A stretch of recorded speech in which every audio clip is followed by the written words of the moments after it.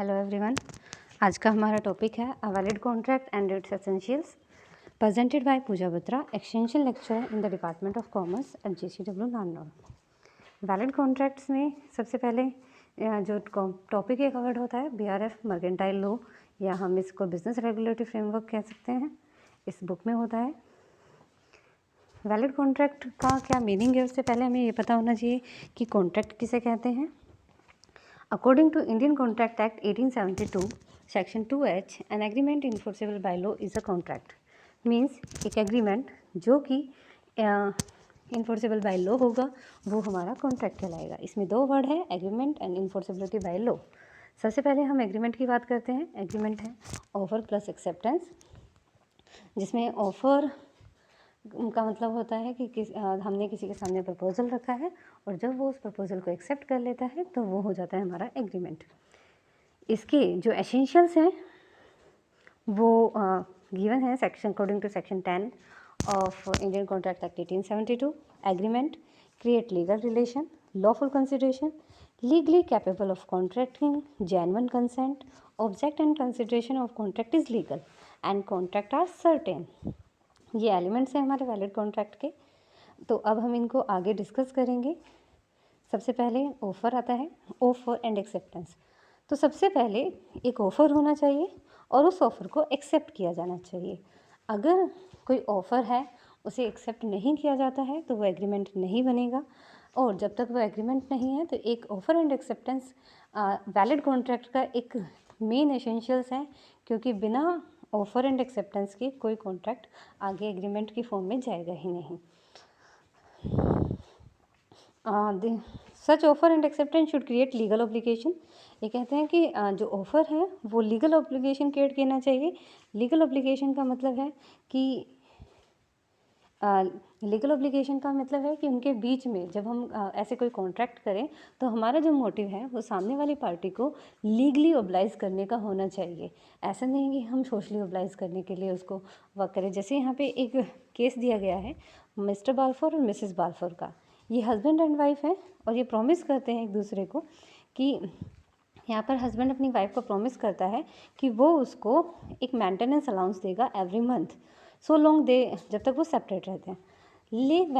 लेकिन कुछ टाइम के बाद वो फेल हो जाता है उसको सेपरेट अपने अलाउंसेस देने में, तो वो उसके अगेंस्ट एक्शन लेती है, कोर्ट में केस करती है और कोर्ट ये डिसीजन देता है कि it is a agreement of domestic nature, it was held that it does not competent to create any legal obligation.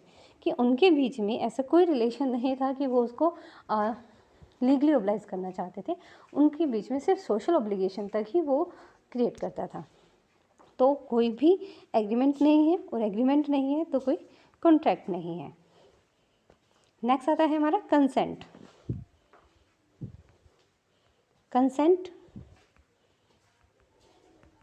Consent का मतलब है सहमति। यहाँ पर हम सहमति की बात कर रहे हैं कि कंसेंट होनी चाहिए और कंसेंट फ्री होनी चाहिए। कंसेंट का मतलब है कि contract is made when one person makes an offer while another person accept the offer. तो ये जो एक्सेप्टेंट है ये विदाउट एनी फोर्स और थ्रेट होनी चाहिए। इसका मतलब है किसी भी तरीके के थ्रेट या फोर्स से फ्री होनी चाहिए और एक जेन्युइन कंसेंट होनी चाहिए। अगर कंसेंट जेन्युइन है तो उसे हम फ्री कंसेंट कहते हैं, और फ्री कंसेंट वैलिड कॉन्ट्रैक्ट का एक और एसेंशियल साथ रहता है। नेक्स्ट हम बात करेंगे कंसेंट के बाद। यहाँ पे एग्जांपल दिया गया है free consent. For example A has 2 bike, 1 black and other white. ठीक है, उसके पास 2 बाइक है और वो अपनी बाइक बी को सेल करना चाहता है और उसकी इंटेंट ब्लैक वन को सेल करने की है, जबकि बी ये बिलीव करता है कि वो वाइट वन है। तो यहाँ पर ए और बी सेम सेंस में नहीं थिंक करते हैं, तो यहाँ पर मिस्टेक है और यहाँ पर कोई कंसेंट फ्री नहीं है। इसके अलावा अगर यहाँ पर बी ए को थ्रेट करता है कि आप मुझे अपनी ब्लैक वाली बाइक दोगे, बदले में मैं आपको इतने रुपए दूंगा, और थ्रेट करने की वजह से बी उसको एक्सेप्ट करता है, ए अगर बी को थ्रेट करता है तो, और उस थ्रेट की वजह से वो एक्सेप्ट कर रहा है, तो यहाँ पर कंसेंट फ्री नहीं है। नेक्स्ट आता है कैपेसिटी ऑफ पार्टीज। एक जो एसेंशियल एलिमेंट्स हैं वो कैपेसिटी है कि जो पार्टनर्स हैं वो कैपेबल होने चाहिए कॉन्ट्रैक्ट करने के। अगर वो कैपेबल नहीं हैं तो वो कॉन्ट्रैक्ट नहीं कर सकते हैं, ना एक्सेप्ट कर सकते हैं, और जब वो एक्सेप्ट नहीं कर सकते तो कॉन्ट्रैक्ट नहीं बनेगा। जो पर्सन नहीं है according to Indian contract act, ये सेक्शन 11 के कि कॉन्ट्रैक्ट करने के एबल, वो है माइनर, जिसे हम कहते हैं a person has not attending the age of majority means minor. Age of unsound mind means disable person है, उसका माइंड काम नहीं कर रहा है, वो पागल हो सकता है, लॉन्टिक हो सकता है, काफ़ी सारे। थर्ड आता है is disqualified from entering into a contract by law. कानून ने ही कुछ लोगों को इंसॉल्वेंट घोषित किया गया है, जिसमें हमारे अलाइन एनिमी होते हैं, इंसॉल्वेंट पर्सन होते हैं जो कि या कन्विक्ट्स होते हैं, जिन्हें कानून ये बताता है कि ये लोग हैं जो किसी तरीके का कॉन्ट्रैक्ट नहीं कर सकते हैं। तो अगर आप किसी पर्सन से कॉन्ट्रैक्ट कर रहे हैं, अनुबंध कर रहे हैं, तो ये मेक श्योर कीजिए कि वो कॉन्ट्रैक्ट करने के कैपेबल है या नहीं। नेक्स्ट हम बात करते हैं कंसिडरेशन की। इंडियन कॉन्ट्रैक्ट एक्ट 1872 ये डिफाइन करता है कि कंसिडरेशन होना चाहिए, विदाउट कंसिडरेशन कॉन्ट्रैक्ट वैलिड नहीं होंगे, एक्सेप्ट कुछ जो कंडीशंस हैं उनको छोड़कर नॉर्मल कॉन्ट्रैक्ट में कंसिडरेशन होना चाहिए। कंसिडरेशन कितना है या कितना नहीं, इट डजेंट मैटर। कंसिडरेशन का मतलब होता है, अगर हम सिंपल वर्ड्स में कहें, समथिंग इन रिटर्न, या बदले में जो कुछ भी आपको मिलता है वो हमारा कंसिडरेशन कहलाता है। लेकिन जब हम इंडियन कॉन्ट्रैक्ट एक्ट की बात करते हैं तो सेक्शन 2D डिफाइन करता है कंसिडरेशन को, और यहाँ पर हम इंडियन कॉन्ट्रैक्ट एक्ट जो डेफिनेशन है वो हमें ये बताती है कि कंसिडरेशन पास्ट, प्रेजेंट और फ्यूचर तीनों ही माना जाएगा। जैसे आप डेफिनेशन देखिए, when at the desire of the promisor, the promisee or any other person has done means in past or abstain from doing, second or does or abstain from doing, ये present में आ गया कि करता है और करने से अलग रहता है या विरत रहता है। थर्ड जो हमारा है, और प्रॉमिस टू डू और to abstain from doing something, यहाँ पर प्रॉमिस किया जा रहा है मीन्स ये फ्यूचर के लिए है, तो यहाँ पर ऐसा एक्ट और ऐसा अब्सिस्टेंस हमारा कंसिडरेशन कहलाएगा प्रॉमिस के लिए।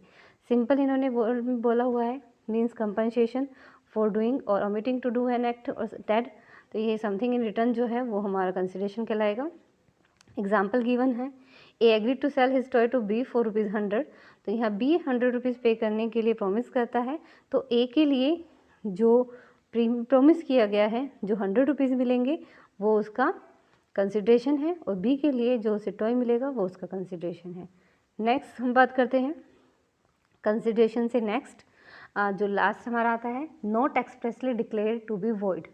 एग्रीमेंट या ठहराव ऐसा होना चाहिए जो कि कानून ने एक्सप्रेसली उससे डिक्लेयर नहीं कर दिया गया हो कि ये एग्रीमेंट या कॉन्ट्रैक्ट आप नहीं कर सकते हो।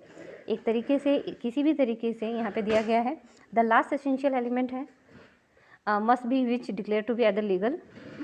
जैसे एक इनलीगल एग्रीमेंट है वो कोर्ट के द्वारा वॉइड घोषित किया गया है कि अगर आप किसी को थ्रेट करते हैं मर्डर कमिट करने के लिए ऐसा कोई एग्रीमेंट करते हैं तो वो इनलीगल नेचर का होने की वजह से या फिर oppose to public policy void होते हैं। ये ठहराव शुरुआत से ही वॉइड होंगे। इसके अलावा restraint of trade, restraint of marriage, ये सभी जो एग्रीमेंट है वो भी वॉइड है। नेक्स्ट हमारा जो क्वेश्चन आता है इसमें वो आता है एग्रीमेंट वर्सेस कॉन्ट्रैक्ट, कि हमारा एग्रीमेंट क्या है और अनुबंध क्या है, ठहराव और अनुबंध में क्या अंतर होते हैं। तो सिंपल जो एग्रीमेंट है उसका स्कोप वाइडर होता है देन कॉन्ट्रैक्ट, और इसे हम आगे दो पार्ट में डिवाइड कर सकते हैं। एग्रीमेंट जो कि लॉ के द्वारा इन्फोर्स करवाए जा सकते हैं, एग्रीमेंट जो कि लॉ के द्वारा इन्फोर्स नहीं करवाए जा सकते। तो सबसे पहले हम ये कहेंगे कि all contracts are agreement, all contracts are agreement, agreement plus enforceability by law means legal obligations and all essentials of valid contract are available means। तो यहाँ पे कहते हैं सभी अनुबंध जो कि ठहराव हैं और ठहराव होने के लिए ज़रूरी है कि इन्फोर्सेबिलिटी बाय लॉ होनी चाहिए, इसका मतलब है लीगल ऑब्लिगेशन क्रिएट करना चाहिए। तो ठहराव का जो मेन एलिमेंट्स होता है वो एग्रीमेंट होता है, इसलिए हम ये कह सकते हैं कि सभी अनुबंध ठहराव होते हैं। नेक्स्ट आता है all agreement are not contract, कि सभी ठहराव अनुबंध नहीं होते हैं, क्योंकि कुछ ठहरावों में वैलिड कॉन्ट्रैक्ट या कॉन्ट्रैक्ट होने के लिए जो एसेंशियल्स होना चाहिए वो विजिबल नहीं होता है या वो होता ही नहीं है, इसलिए वो ठहराव सिर्फ ठहराव रहते हैं, कॉन्ट्रैक्ट नहीं बन पाते। जैसे कि इसमें दिया गया है agreement not enforceability by law means other than legal obligation, या फिर सोशल ऑब्लिगेशन, जैसे कि आप फ्रेंड को इनवाइट कर रहे हो, या कोई इलीगल एग्रीमेंट है, एग्रीमेंट टू थ्रेट समवन, या फिर जो कि हमारे इम्पॉसिबल एक्ट के लिए होते हैं ठहराव, वो सभी सिर्फ ठहराव होते हैं, अनुबंध नहीं होते हैं।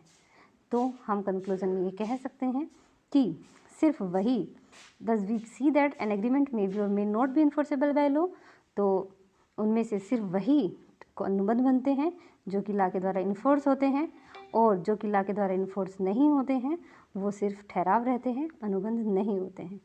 तो ये हमारा कंक्लूजन है, all contracts are agreement but all agreements are not contract. Thank you very much.